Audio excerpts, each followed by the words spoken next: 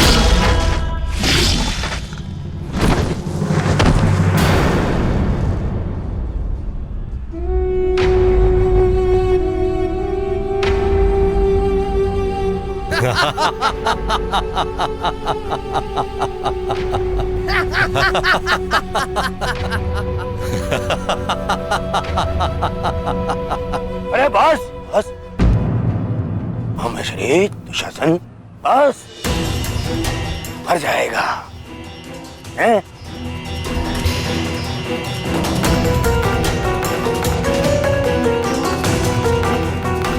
क्यों?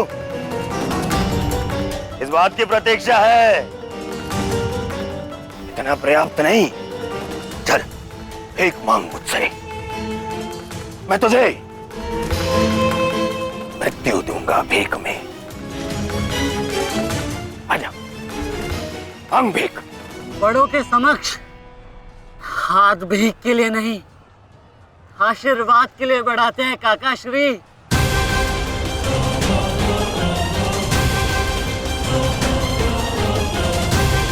आशीर्वाद दीजिए।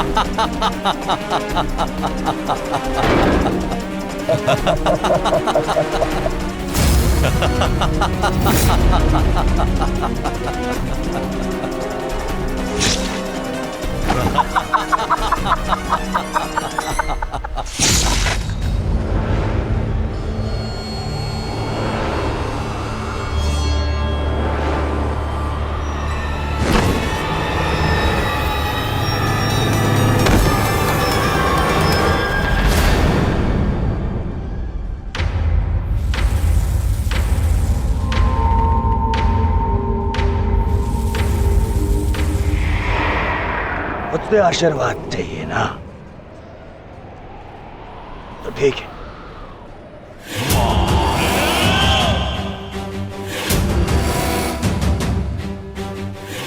नहीं दुर्योधन, जाने दो उसे।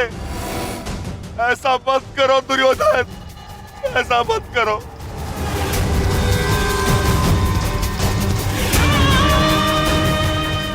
चाहिए तो उसके स्थान पर इस निकोदर भीम के प्राण हर लो, पर मेरे पुत्र अभिमन्यु को जाने दो। क्यों? मेरी पीड़ा भूल गए? तुमने दिखाई थी दया मेरे भ्राताओं पर, किंतु मैं तुम पांडवों के भांति निर्दयी नहीं हूं। ठीक, तुम्हारी विनती स्वीकार कर लेता हूं।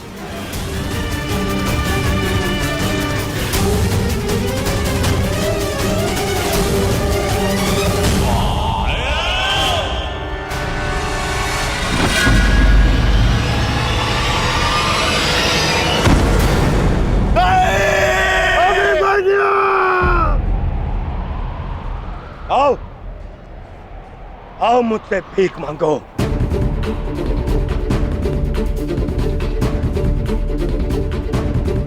आओ बालक, आजा। अब मैं तुझे मृत्यु भीख में देता हूं। आओ भीख मांग, आजा। हाँ,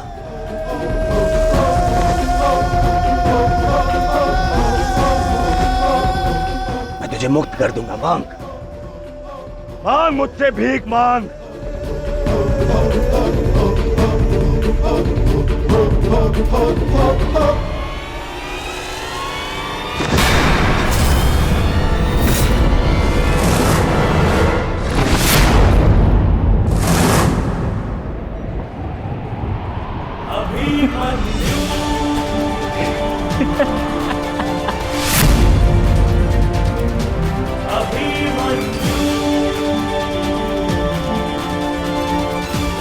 कहा था ना मैंने काकाश्री, जब जब मिलूंगा वस्त्रहरण करूंगा।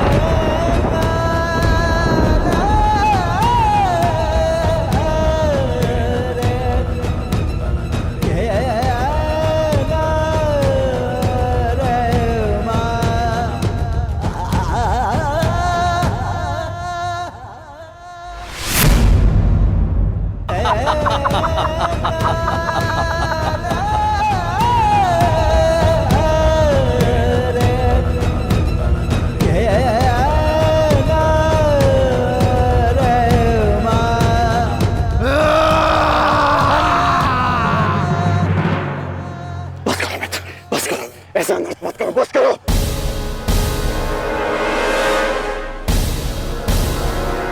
हे मित्र, देखो अभी सूर्यास्त होना शेष है और अभी इसे और पीड़ा भी देना शेष है, अभी नहीं।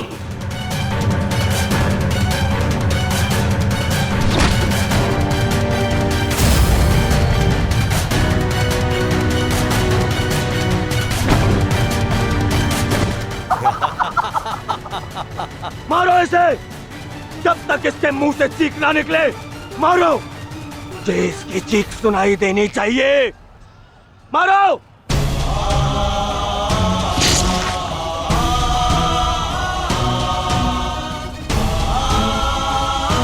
अभिमन्यु,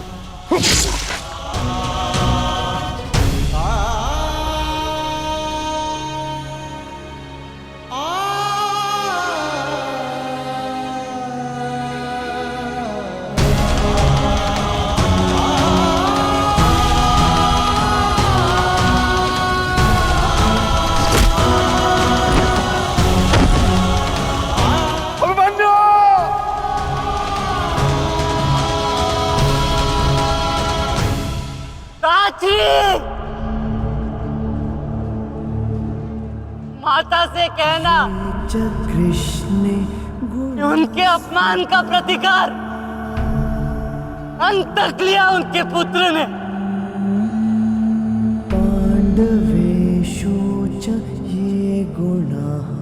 पिताश्री से कहना कि मैंने शत्रु को उनकी कमी अनुभव नहीं होने दी।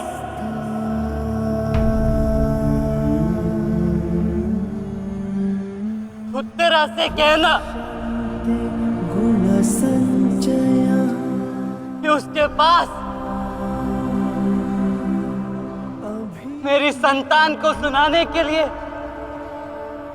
एक महान कथा है।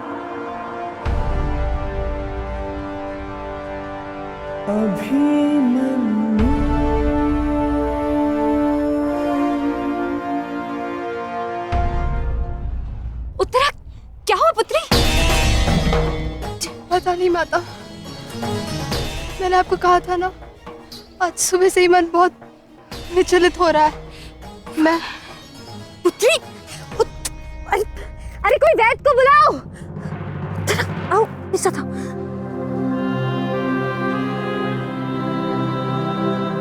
मामा श्री से कहना कि संसार में उनके चक्र का सामना कोई नहीं कर सकता।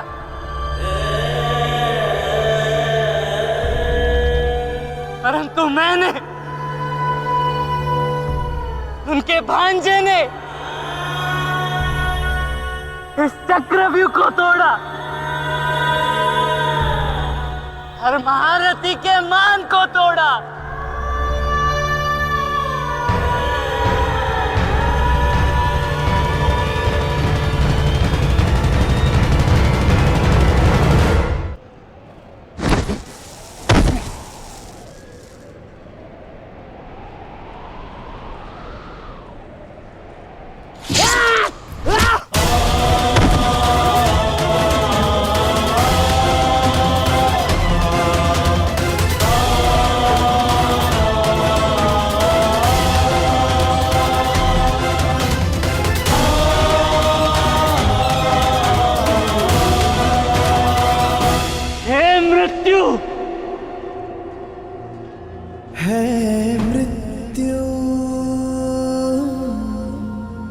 तैयार यदि तू आने को, यदि तू आने को, प्रसन्न मुखा, प्रसन्न मुख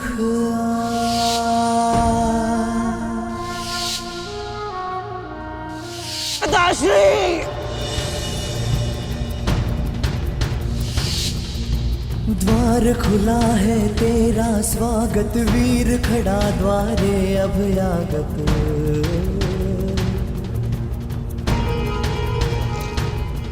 बाहें फैला के मुस्कुरा के करता अपने अतिथि का स्वागत।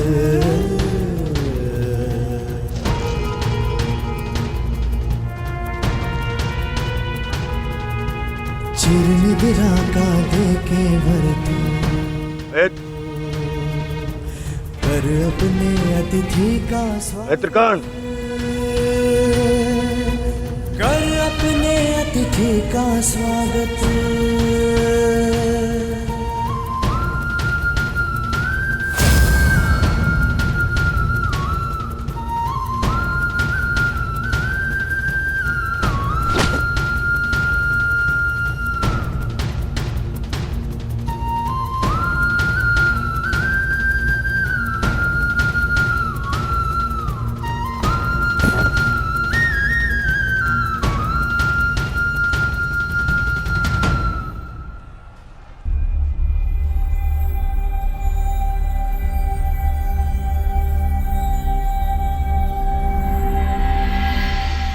बस पुत्र, शांत हो जा।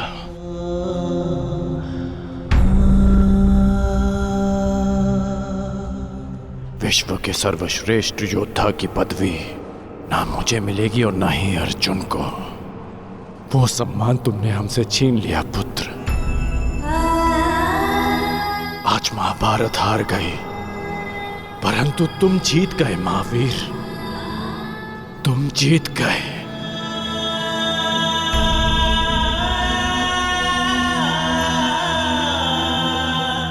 मुझे गर्व है कि मुझे तुम जैसे शूरवीर योद्धा के साथ द्वंद्व करने का अवसर मिला। समय आ गया है, अब मुक्त हो जाओ पुत्र।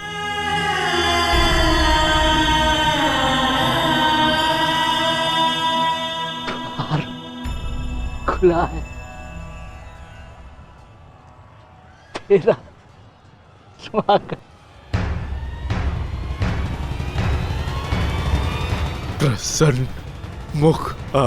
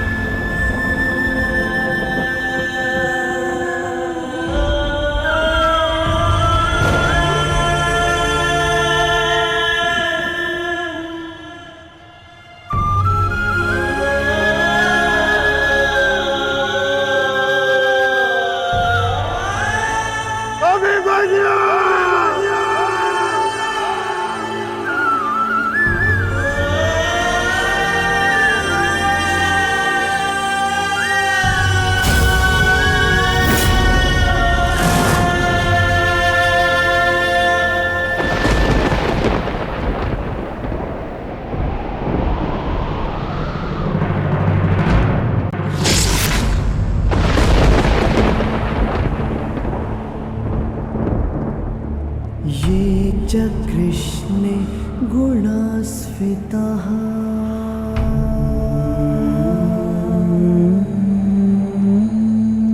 पाण्डवेषु च ये गुणाः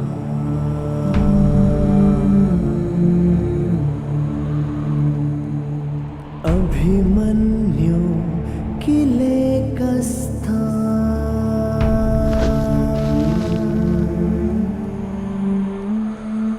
दृश्यन्ते गुणसञ्चयः।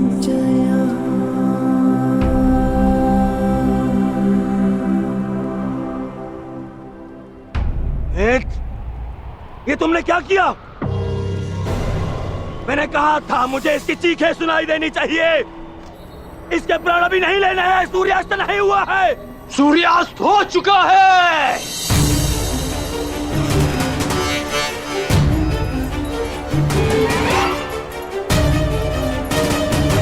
इस कुरुक्षेत्र में धर्म और नीति का सूर्यास्त हो गया है। इस सूर्यास्त के पश्चात आकाश का रंग काला नहीं, सीधा लाल होगा।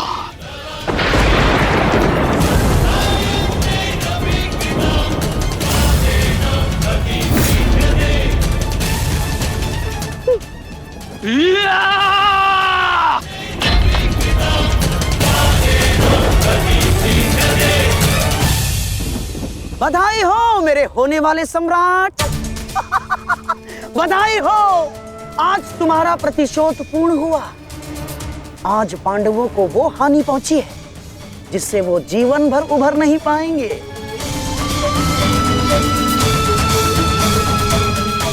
मामाश्री, इन पांडवों के मुख पर मुझे प्रतिदिन यही भाव चाहिए।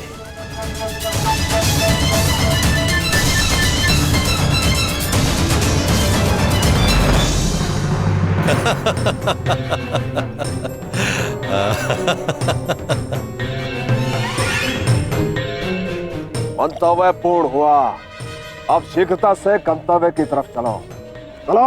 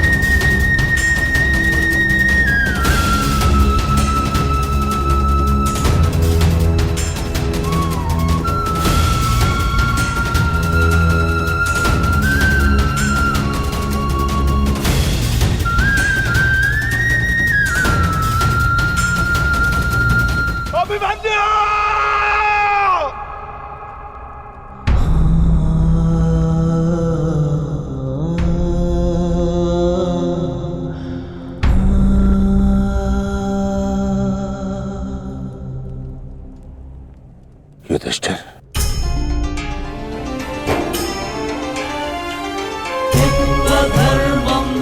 ये मुझसे बहुत बड़ा पाप हो जिसके लिए मैं क्षमा भी नहीं मांग सकता। पता है युधिष्ठिर, मेरे लिए सबसे बड़ा दंड क्या होगा? जो मैं अपने प्रिय शिष्य से कभी दृष्टि न मिला पाऊंगा। वो शिष्य जो मेरे लिए सबसे अधिक प्रिय है, अर्जुन।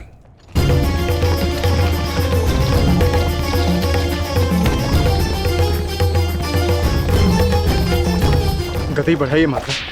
गति कितनी भी बढ़ा लीजिए काकाश्री, कोई लाभ नहीं, क्योंकि कोई भी रथ समय में उल्टा नहीं जा सकता। वासुदेव, अब तक मैं सब कुछ देख रहा था, परंतु अब रहा नहीं गया। प्रभु, मेरे मन में कुछ संदेह है। मेरी मृत्यु धर्म स्थापना के लिए आवश्यक थी, परंतु क्या उस वीर का अंत भी आवश्यक था? क्या आप उसे टाल नहीं सकते थे? ईश्वर भी समय से परे कहां है बारबरीक। परंतु ईश्वर स्वयं समय भी है ना? किंतु ये समय ना प्रश्न करने का है और ना ही अवसर उत्तर देने का।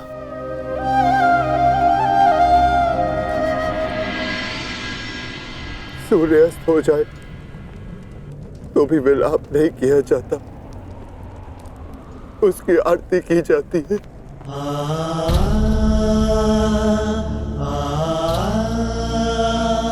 आज आपके प्रिय शिष्य के पुत्र ने आपके द्वारा दी गई शिक्षा को सार्थक कर दिया, जो आपने अर्जुन को दी, और अर्जुन ने अभिमन्यु को। आज हम सबके मन भरे हुए हैं, परंतु कांधे ऊंचे, और अब हम में से कोई नहीं रोएगा,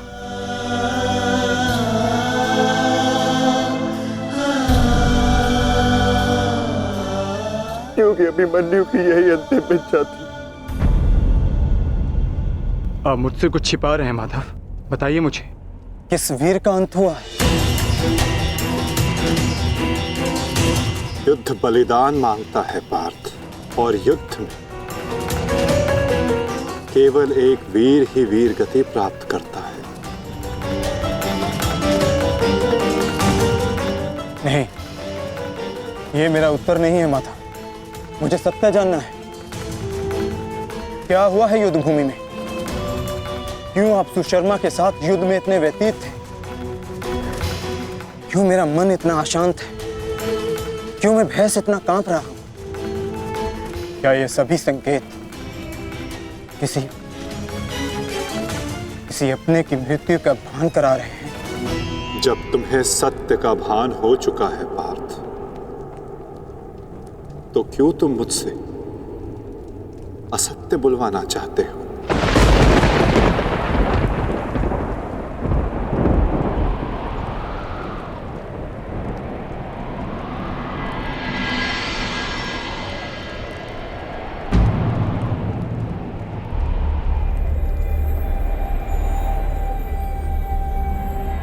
अभिमन्यु?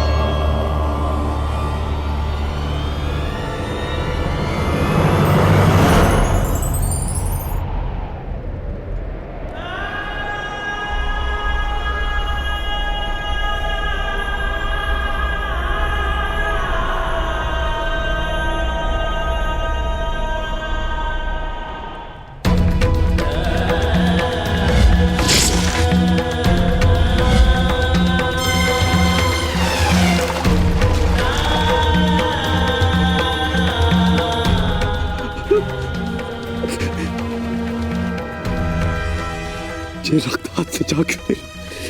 ये रक्त हाथ से जा क्यों नहीं रहा?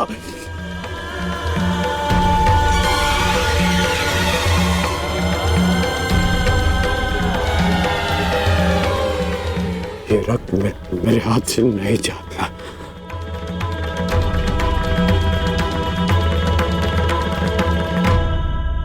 क्या ये सत्य है कि मेरा पुत्र अभिमन्यु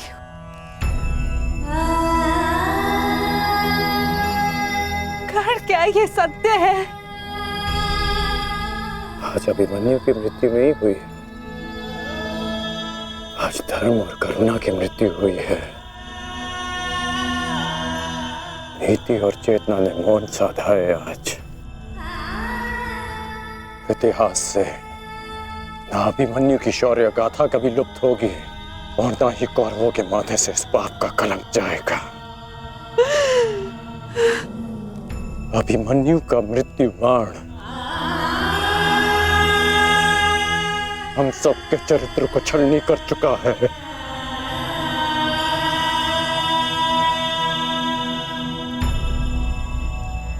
मत राजमाता, मत रोइए आप।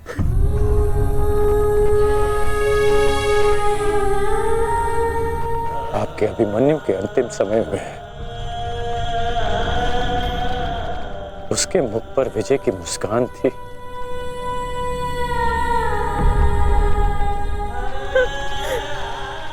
मेरी आपसे विनती है, मेरी एक विनती स्वीकार लीजिए।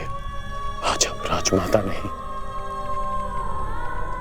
अपने पुत्रों की माता होने का धर्म निभाइए।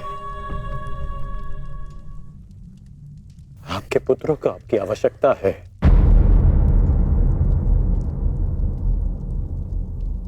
आप पांडवों का विलाप रोकिए और मैं अपने पाप का पश्चाताप करूंगा।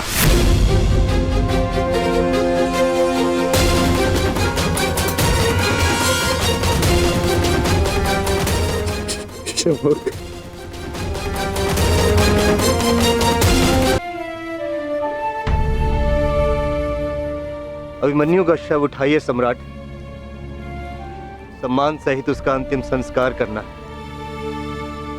जिसे कंधे पर बिठाकर हस्तिनापुर के सिंहासन पर बिठाना था, उसे कंधे पर लेटाकर चिता तक कैसे लिया जाएगा?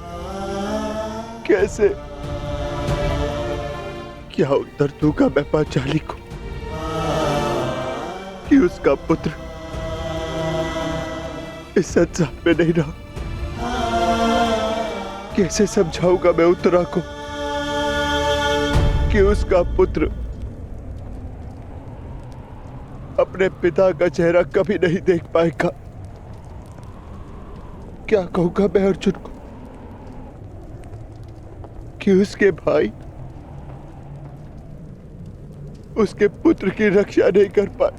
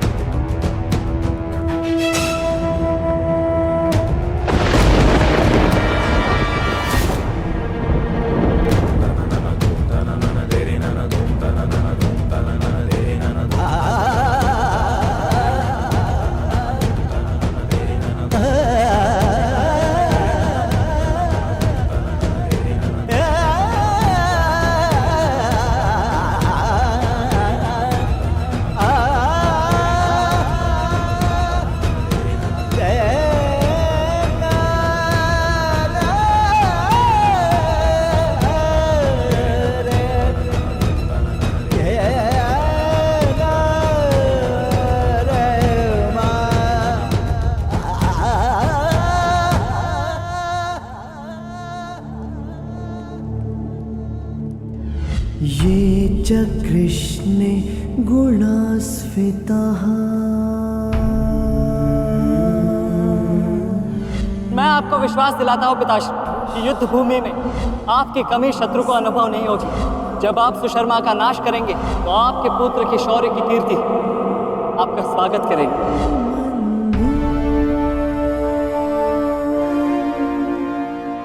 आशीर्वाद दीजिए मामाश्री कि मैं विजयश्री प्राप्त कर लूं। मेरा आशीर्वाद तुम्हारे साथ है पुत्र।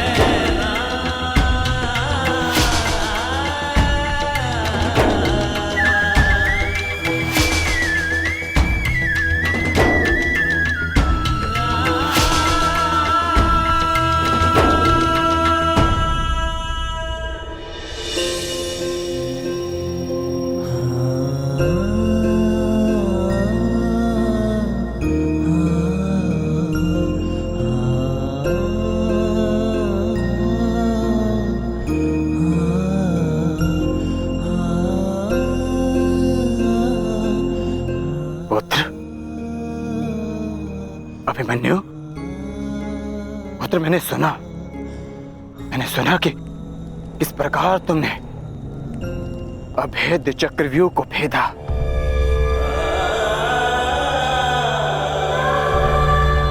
मैंने सुना कि किस प्रकार तुमने दुर्योधन के अहंकार को भेदा।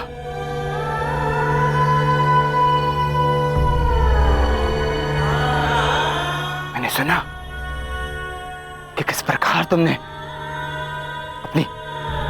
अपनी माता के अपमान का प्रतिकार किया।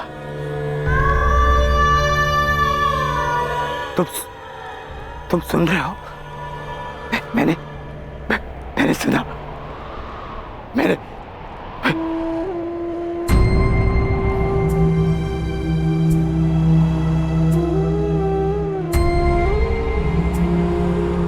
चक्रव्यूह को भेदने की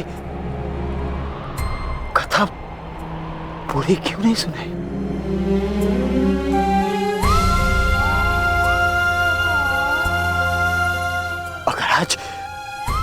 अगर आज सुनाई होती ना, तो मेरा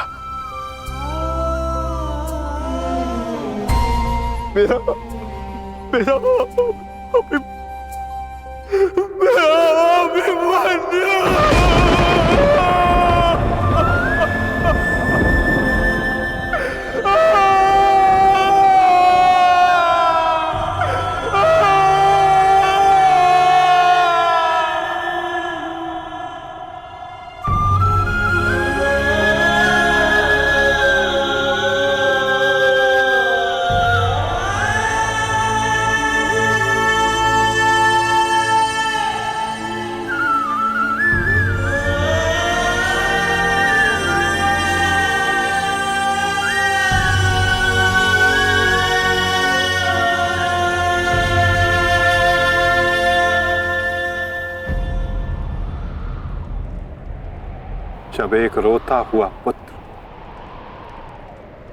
अपने पिता के समक्ष एक योद्धा बनकर प्रस्तुत होता है, तो उसके पिता के लिए बड़े गर्व की बात होती है।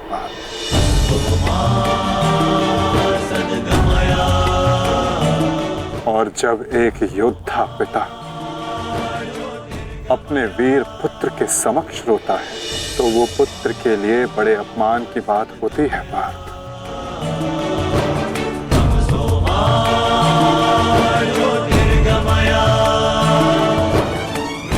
और मेरे भांजे अभिमन्यु का अपमान मत करो पार्थ। आज अभिमन्यु जो बन गया है, वो कोई योद्धा नहीं बन पाता।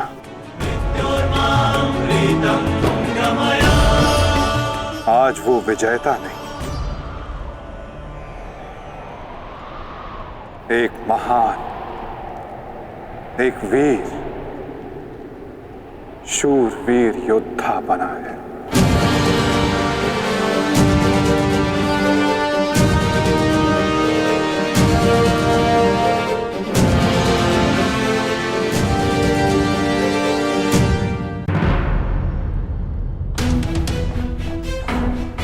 इतना विलंब क्यों किया तुमने आने में? मैं कब से अपने पुत्र के समाचार की प्रतीक्षा कर रही हूँ। अब मौन क्यों खड़े हो, बताओगे भी? सारे योद्धा अब तक क्यों नहीं लौटे? कुछ बोलो।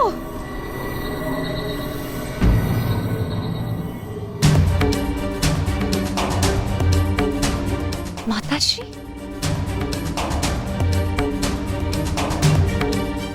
प्रणिपात माताश्री। आप यहाँ?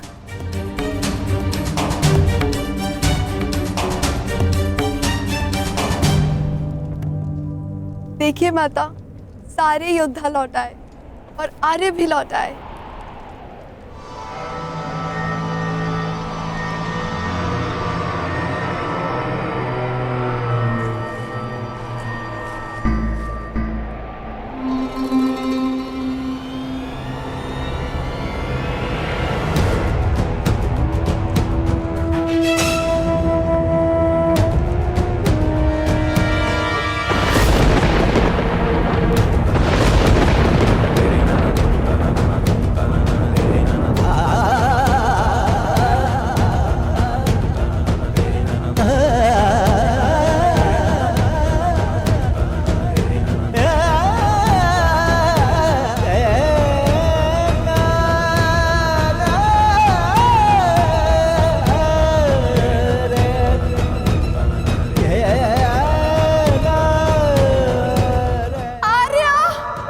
अभिमन्यु!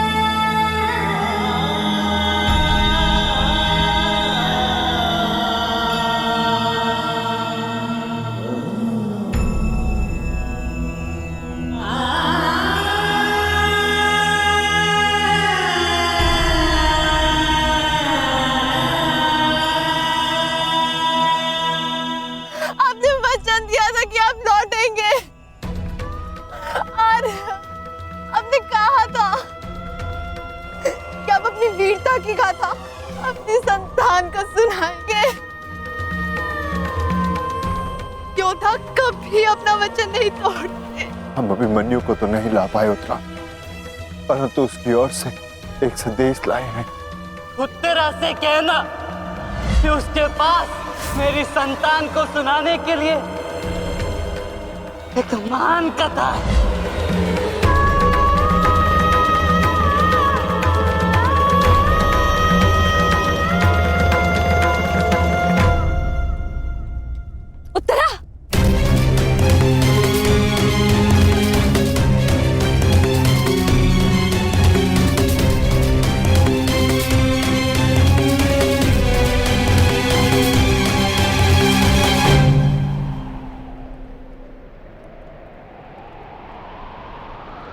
शूरवीर का स्वागत आंसुओं से नहीं, अभिषेक से किया जाता है।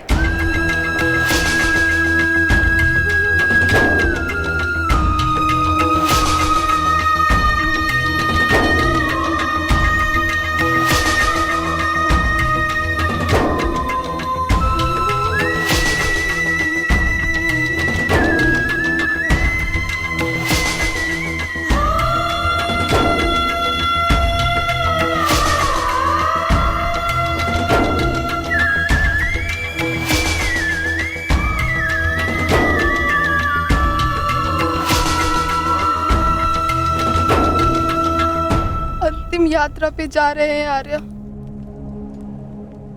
यात्रा सुखद हो।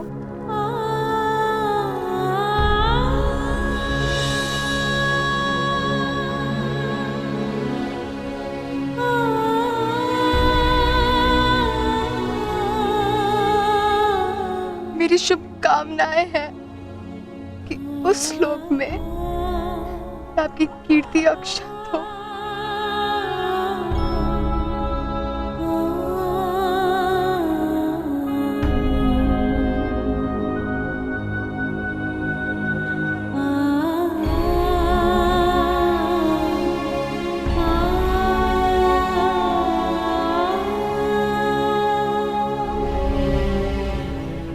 इंद्र स्वयं आपकी आरती उतारे।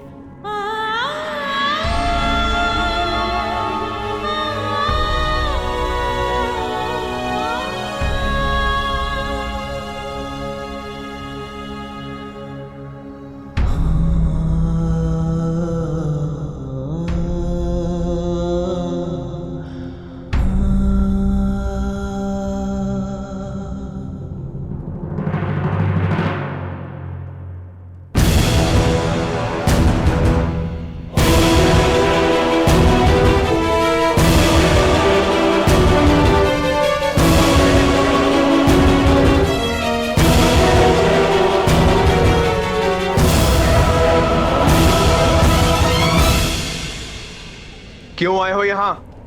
हमारे पुत्र की मृत्यु का उत्सव मनाने? नहीं,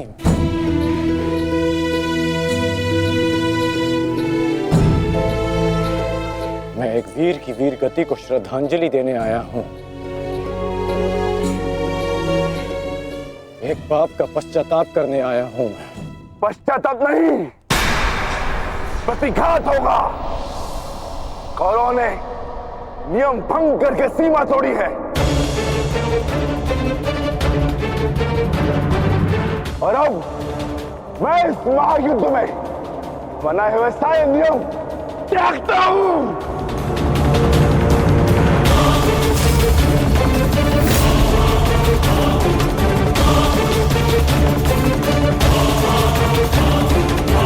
ठहरो भीम।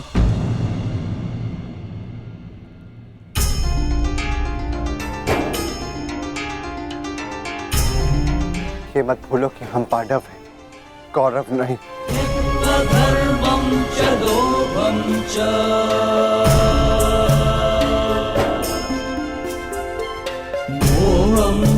धन्यवाद अंगराज कि आपने हमारे पुत्र को पीड़ा से मुक्त किया, परंतु अब हमें सहानुभूति की आवश्यकता नहीं। मैं यहाँ सहानुभूति देने नहीं आया हूँ, मैं यहाँ एक महान पुण्य की अनुभूति लेने आया हूँ। अभिमन्यु जैसे शूरवीर की अर्थी को कांधा देने आया हूँ।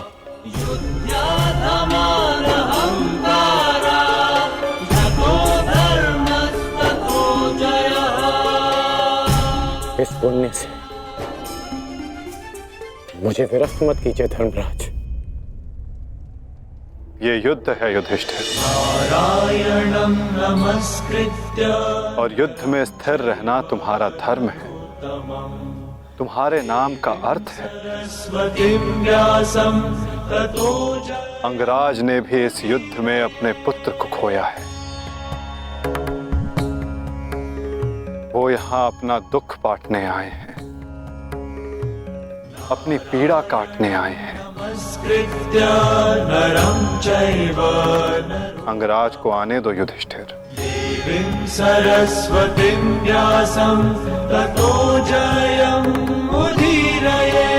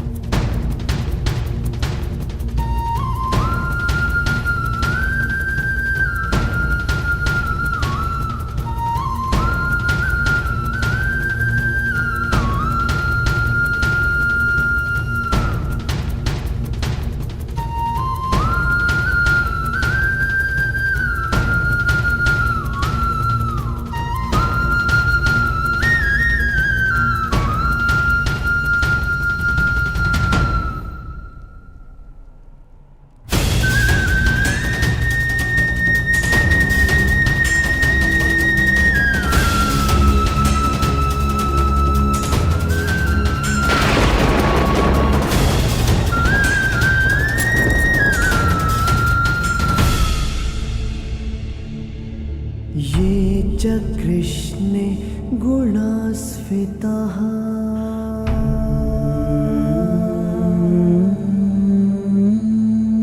पाण्डवेषु च ये गुणाः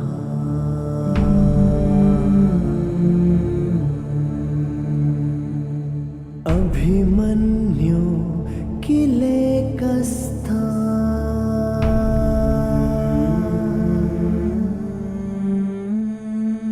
दृश्यन्ते गुणसञ्चयः।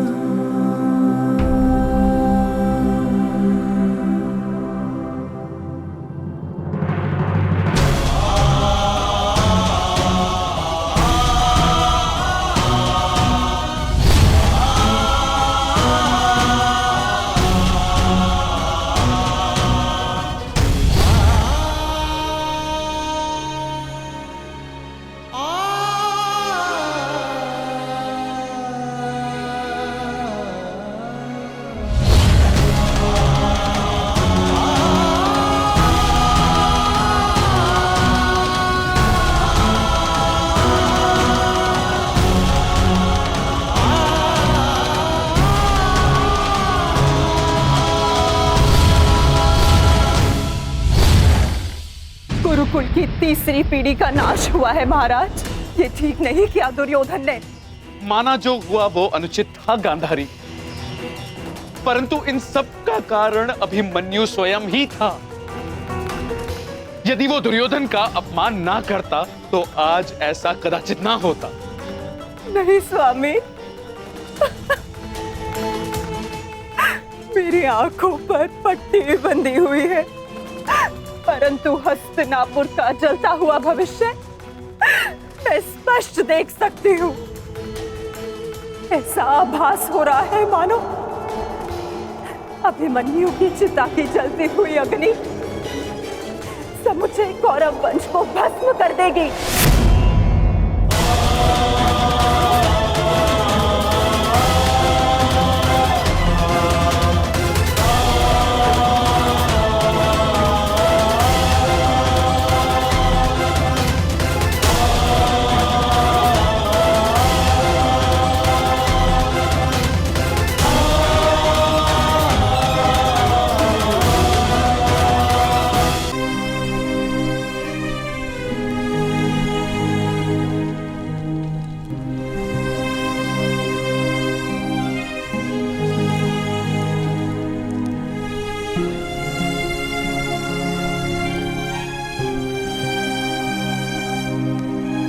पार्थ,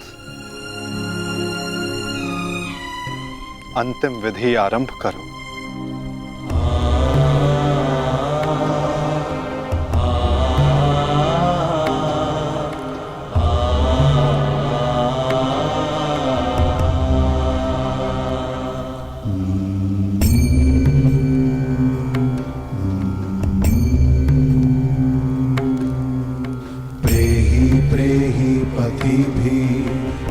सारथी,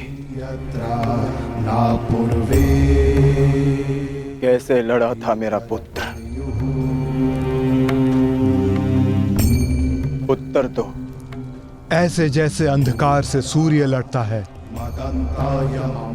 और पूर्ण रूप से उनका अंत कर देता है। एक अद्भुत तेज था आपके वीर पुत्र में और उनका सारथी होना मेरे लिए गर्व की बात है।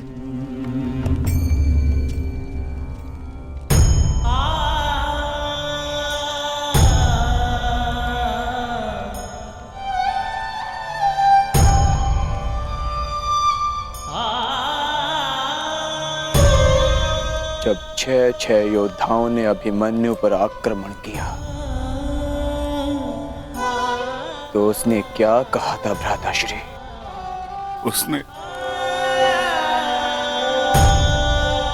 उसने कहा कि महान धनुर्धर अर्जुन के पुत्र और महानतम योद्धा वासुदेव कृष्ण के भांजे का स्वागत ऐसा ही होना चाहिए।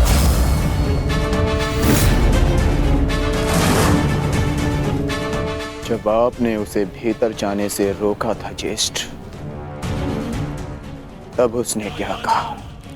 एक योद्धा मृत्यु के भय से पीछे नहीं हटता था श्री, वो आगे बढ़कर मृत्यु का वरण करता है। और आज मृत्यु को भी अर्जुन पुत्र के बाणों का तेज सहना होगा। मैं इस चक्रव्यूह में आया हूं ताकि पांडवों का सर गर्व से उठा रहे। और विश्वास कीजिए ताक्षरी, यदि मेरा सर भी कट जाए तब भी आपका सर गर्व से उठा रहेगा। दुर्योधन के सामने दुर्जय बनकर खड़ा था हमारा पुत्र अभिमन्यु। कहा था ना मैंने काकाश्री, जब जब मिलूंगा वस्त्रहरण करूंगा। आप सब उसकी रक्षा के लिए भीतर क्यों नहीं जा पाए?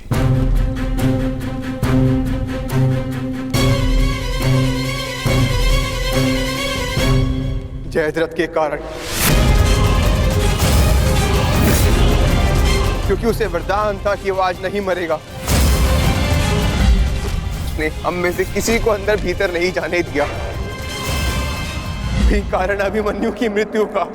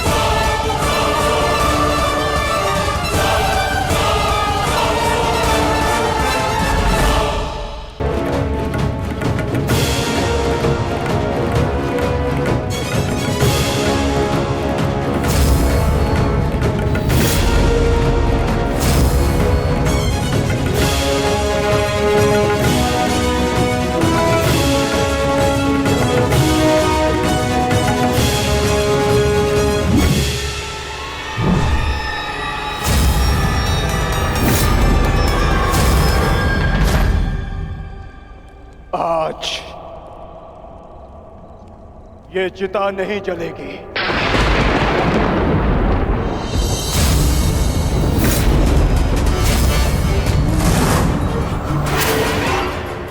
बल्कि कल 2 चिताएं जलेंगी। मैं कौंते अर्जुन अपने अभिमन्यु के अंश की सौगंध लेता हूं कि कल सूर्यास्त होने से पूर्व मैं जयद्रथ का वध करूंगा।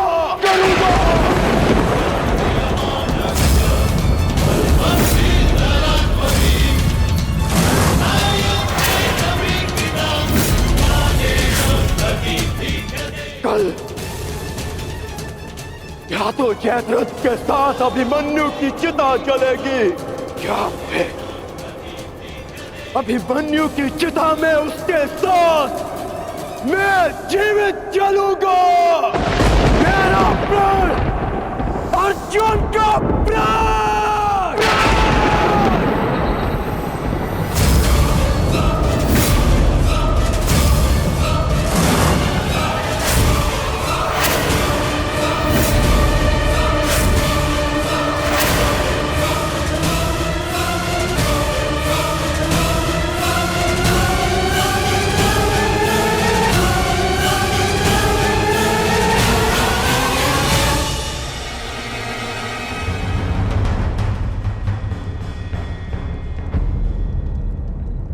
युद्ध की रणनीति किसी को बताई नहीं जाती अंगराज, परंतु मैं बता रहा हूं। मेरी ओर से यह संदेश कौरवों तक पहुंचा देना। छिपा सकते हैं तो छिपा ले जयद्रथ को, क्योंकि कल मैं उसे पाताल से भी ढूंढ निकालूंगा और सूर्यास्त होने से पूर्व मैं उसका सर धड़ से अलग कर दूंगा। ये अर्जुन का प्रण है।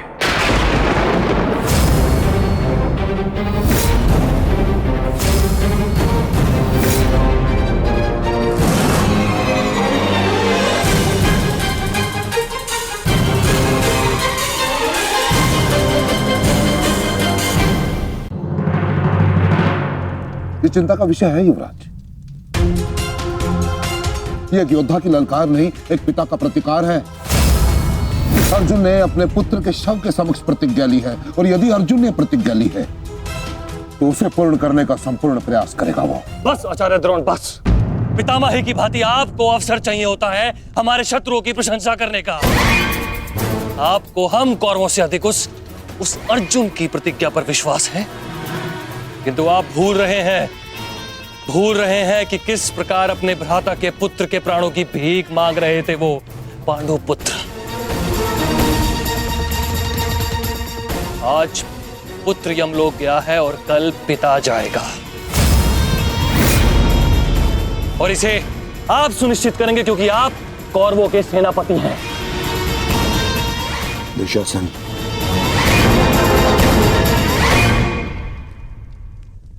और कर्ण कहां है?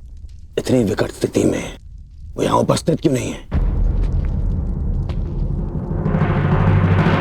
ये लो, आ गए अंगराज कर्ण। हाँ, कदाचित शत्रु के शव को श्रद्धांजलि देकर आ रहे हैं, या फिर उस अर्जुन का कोई संदेश पहुंचाने आए हैं। देकर आ गए उन पांडवों को सहानुभूति। मैं शत्रु को सहानुभूति देने नहीं, एक वीर की वीरगति को श्रद्धांजलि देने गया था।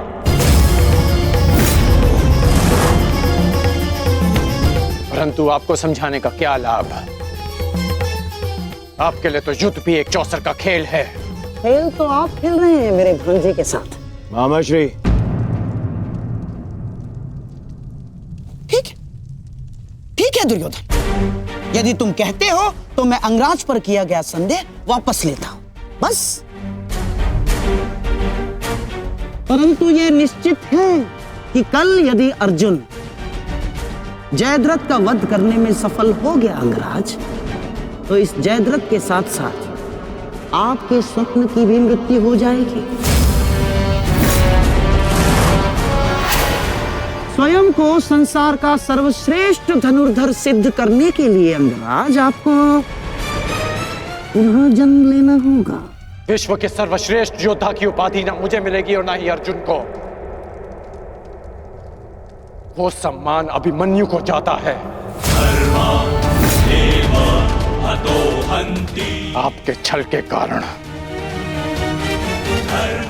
मेरे पास केवल अनीतिकर योद्धा की उपाधि शेष है।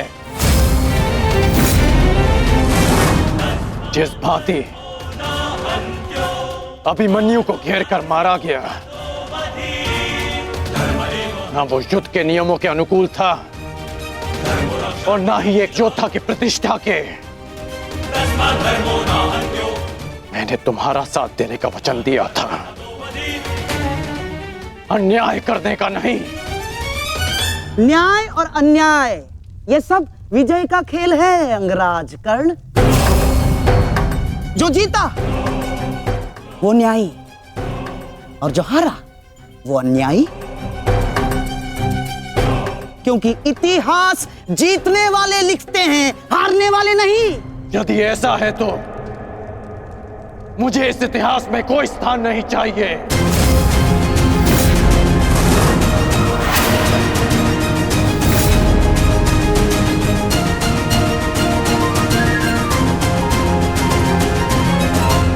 ये क्या अनर्थ हो रहा है आर्य? वो अर्जुन है, ना तो अर्जुन का बाण अपना लक्ष्य चूकता है और ना ही अर्जुन की प्रतिज्ञा अपना लक्ष्य चूकेगी। और यदि अर्जुन अपनी प्रतिज्ञा में सफल हो गया तो मेरी पुत्री को कल ये आभूषण त्याग कर श्वेत वस्त्र धारण करने पड़ेंगे आर्य, और मैं अपनी पुत्री की ये दशा देखने से पूर्व अपना जीवन त्यागना उचित समझूंगी आर्य। स्वयं को संभालो गांधारी। प्रतिज्ञा लेना और प्रतिज्ञा पूर्ण करना दोनों भिन्न बातें हैं। हमारे पक्ष में गुरु द्रोण है, कर्ण है, अश्वत्थामा है, पुत्र दुर्योधन स्वयं है। पर विश्वास करो गांधारी, तुम्हारी पुत्री के सुहाग पर कोई आंच नहीं आएगी। कल मेरी बहन दुशाला के सुहाग की रक्षा करना ही हमारी कल की रणनीति होगी। कल हमें जयद्रथ को युद्ध क्षेत्र से दूर रखना है। ना रहेगा बांस, ना बजेगी बांसुरी। संध्या होने तक अर्जुन जयद्रथ को खोज नहीं पाएगा और फिर स्वयं ही आत्मदाह कर लेगा। तो फिर ये तेरा सभा समाप्त।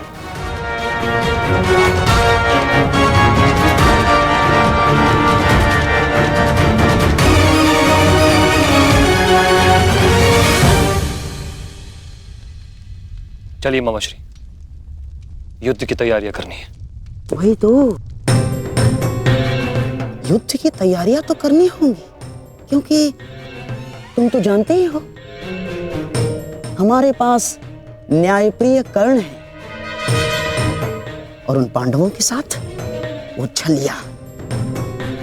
वो कोई ना कोई मार्ग तो अवश्य ढूंढ लेगा जयद्रथ तक पहुंचने का। अर्जुन की इस प्रतिज्ञा की सूचना कौरवों तक पहुंच गई होगी और कौरव इस अवसर का लाभ अवश्य उठाएंगे, विशेषकर मामा शकुनी, जो मेरी प्रतिज्ञा को मेरे ही अंत के लिए योग करने का षड्यंत्र रच रहे होंगे। सुनो, ये गांधार का सबसे तीव्रगामी अश्व है और स्मरण रहे, यह संदेश अपने स्थान तक अपने समय से पहुंचाना अति आवश्यक है। यदि यह संदेश अपने समय से नहीं पहुंचा तो समय से पूर्व तुम अवश्य यमराज तक पहुंच जाओगे। समझ गए?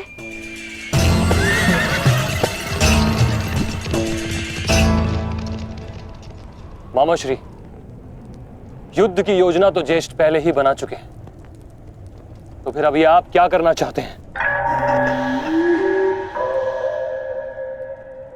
बुद्धि का हाथ कब थामोगे दुशासन? हैं? देखो, कच्ची योजना कच्चे घड़े के भांति होती है, कब पानी फिर जाए कुछ कहा नहीं जा सकता।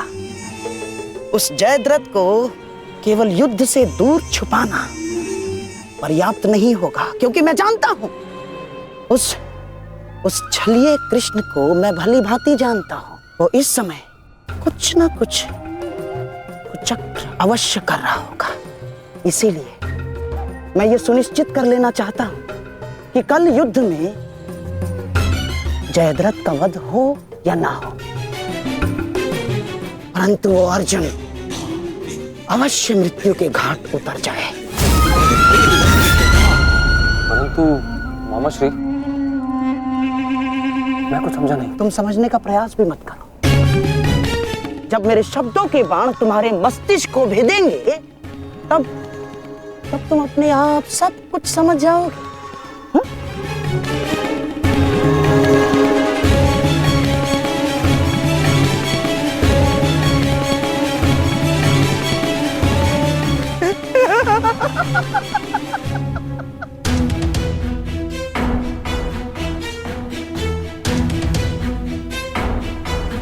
आप दोनों इस समय यहाँ? जामाता श्री, देखिए, आपको जो पांडवों से प्रतिशोध लेना था वो तो आप ले चुके हैं, पूर्ण हो गया है आपका प्रतिशोध। इसीलिए मैं चाहता हूं कि आप अब विश्राम करें, सिंधु जाकर अपनी पत्नी से मिले, अपने शौर्य की गाथा सुनाए। किंतु सिंधु जाकर किसी को ये मत कहिएगा कि आपको युद्ध से बाहर कर दिया गया है। धनुर्धारी अर्जुन से भयभीत होकर सिंधु नरेश वापस लौट आए हैं ना, किसी से मत कहिएगा, क्योंकि आपकी ये सूचना आपके अपयश का कारण बन सकती है जयद्रथ। नहीं मामा श्री, अपयश से श्रेष्ठ कर तो मृत्यु है। किसने कहा कि मैं सिंधु लौट रहा हूं? और आप ऐसे की बात कर रहे हैं? एक क्षत्रिय युद्ध भूमि से विजय पाकर घर लौटता है या फिर वीर गति पाकर? जानता हूं जामाता श्री, परंतु एक क्षत्रिय तभी मर जाता है जिस दिन उसका यश मर जाए। परंतु आपका दुर्भाग्य है जामाता श्री, ना आप विजय श्री देख पाएंगे और ना ही वीर गति का स्वाद चख पाएंगे, क्योंकि आप यहाँ रुकेंगे तो निसंदेह अर्जुन का सामना तो कर ही नहीं पाएंगे। कौन कहता है कि मैं उस अर्जुन से भयभीत हूं? नहीं डरता मैं अर्जुन से। स्नान करने का समय हो गया है, सब तैयार है? नहीं दुर्योधन, मैं कहीं नहीं जाऊंगा। अर्जुन से भयभीत होकर मैं अपने यश का त्याग नहीं कर सकता हूं। एक क्षत्रिय तभी मर जाता है जब उसका यश मर जाता है। मैं ये युद्ध भूमि छोड़कर नहीं जाऊंगा।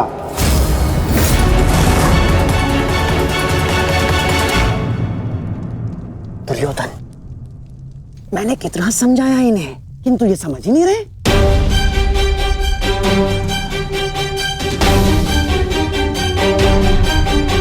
समझने का प्रयास करो जयद्रथ। मेरी बहन दुशाला मेरे लिए बहुत प्रिय है। यदि अर्जुन अपनी शपथ पूर्ण करने में सफल हो गया तो अनर्थ हो जाएगा। उसका उपाय मैंने कर लिया है दुर्योधन।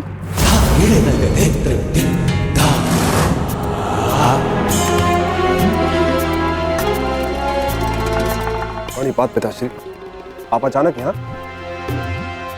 प्रणिपात महाराज वृद्ध क्षत्र। जामाता श्री, आपके पिताश्री को मैंने ही निमंत्रित किया है। वर्षों से तप संचित किया है इन्होंने, और मनुष्य का संचित किया हुआ तप हो या धन, आता तो संतान के काम ही है। मेरे बरसों की तपस्या से मुझे ये शक्ति मिली कि जब तक मैं संकल्प लेकर अग्निहोत्र करूंगा तब तक जिसके भी हाथों से मेरे पुत्र का सर धरा पर गिरेगा स्वयं उसके सर के भी 100 टुकड़े होकर गिर जाएंगे।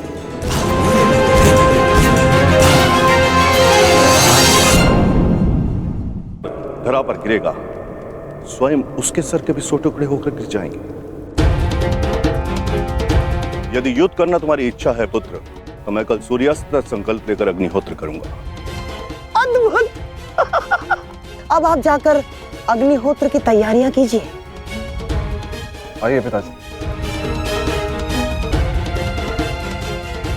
क्या उत्तम योजना बनाई है आपने। योजना नहीं, खेल।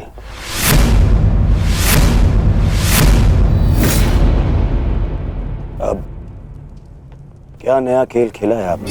अब खेल तो अर्जुन के प्राणों के साथ खेला जाएगा मेरे होने वाले सम्राट। यदि कल संध्या तक अर्जुन जयद्रथ का वध नहीं कर पाया तो स्वयं ही आत्मदाह कर बैठेगा, और यदि उसने जयद्रथ का शीश धड़ से अलग कर भी दिया तो वृद्ध क्षत्र के तप के बल से उसके सर के 100 टुकड़े हो जाएंगे मेरे होने वाले सम्राट। नहीं मामा जी, आपकी ये योजना मुझे स्वीकार नहीं। मैं किसी भी परिस्थिति में जयद्रथ के प्राणों को संकट में नहीं डाल सकता। कल यदि जयद्रथ युद्ध में उतरेगा तो केवल मेरे निश्चिंत हो जाने पर और मेरी इस समस्या का कोई निराकरण कर सकता है तो केवल मित्र कर्ण है।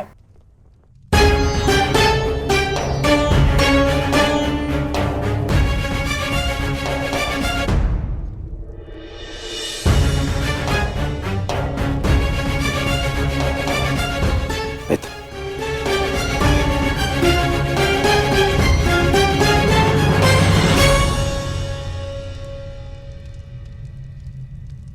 जो हुआ उसे क्षमा नहीं किया जा सकता, परंतु उसे बदला भी नहीं जा सकता।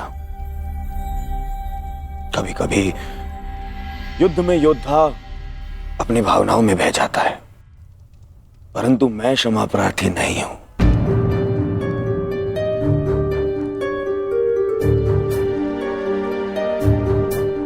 मैं क्षमा प्रार्थी नहीं हूं क्योंकि मेरे अनुजों के शत विक्षत शव देखने के पश्चात मेरे मन में केवल उनकी चीखें हैं, उनका क्रंदन है। शत्रु के लिए दया नहीं। मैं क्षमा प्रार्थी नहीं हूं। मैं क्षमा प्रार्थी नहीं हूं क्योंकि भाग्य ने उस क्षण के लिए मुझसे क्षमा नहीं मांगी जब उसने मेरे पिता को अंधा कर देने की नियति बना दी। मैं क्षमा प्रार्थी नहीं हूं क्योंकि उस द्रौपदी की कुटिल हंसी आज भी मेरे कानों में सुनाई देती है।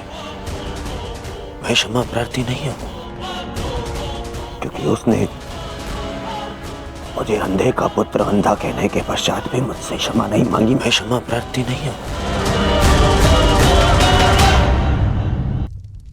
मैंने ये युद्ध क्षमा मांगने के लिए नहीं, विजय के लिए प्रारंभ की है। और हर युद्ध में शत्रु मित्र अपना कुछ ना कुछ होता ही है। मित्र, मैं अपने आप को निरपराध सिद्ध करने के लिए नहीं आया हूं। नहीं, मैं बस इतना कहने आया हूं कि मैं अभी भी नहीं रुकूंगा। अंत तक युद्ध करूंगा, अंत तक।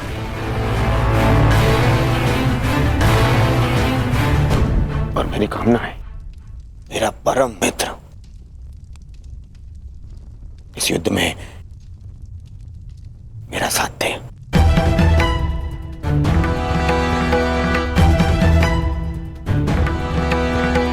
कल जयद्रथ के प्राण दांव पे है मित्र। दुशाला केवल मुझे ही नहीं, तुम्हें भी अपना ज्येष्ठ मानती है। कल अपनी बहन का ऋण चुकाने का समय है मित्र, और आशा करता हूं कि तुम मेरे साथ आओ। हाँ, यदि तुम कल युद्ध क्षेत्र में ना उतरना चाहो तो मुझे तुम्हारा यह निर्णय स्वीकार होगा, और इस बात से मुझे क्षोभ नहीं होगा। मुझे क्षोभ उस क्षण का होगा जब मैं तुम्हारा मित्र नहीं रहूंगा।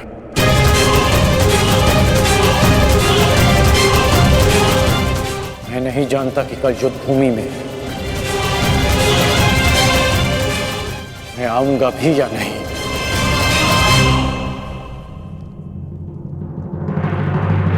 मैं फिर भी तुम्हारी प्रतीक्षा करूंगा।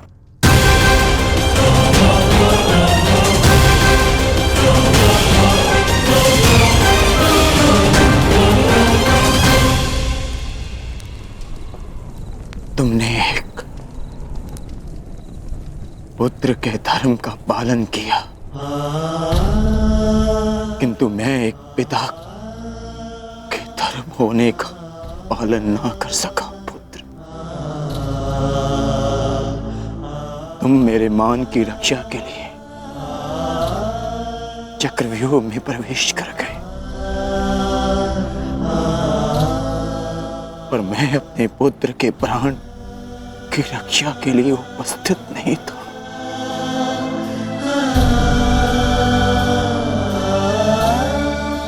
किंतु एक योद्धा का पिता अपना कर्तव्य अवश्य पूर्ण करेगा। तुम्हारे साथ हुए अन्याय का प्रतिशोध मैं अवश्य लूंगा अभिमन्यु। हम तुम्हारी प्रतीक्षा करेंगे अर्जुन। आओ आओ कौन्तेय, आओ। तुम्हारी मृत्यु तुम्हारी प्रतीक्षा कर रही है। या तो तुम अपनी ही प्रतिज्ञा का आखेट बनोगे, या फिर वृद्ध क्षत्र के तप का लक्ष्य।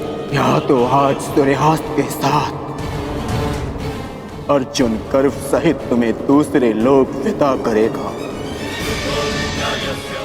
या फिर तुम्हारे साथ तुम्हारा सहयात्री बनेगा।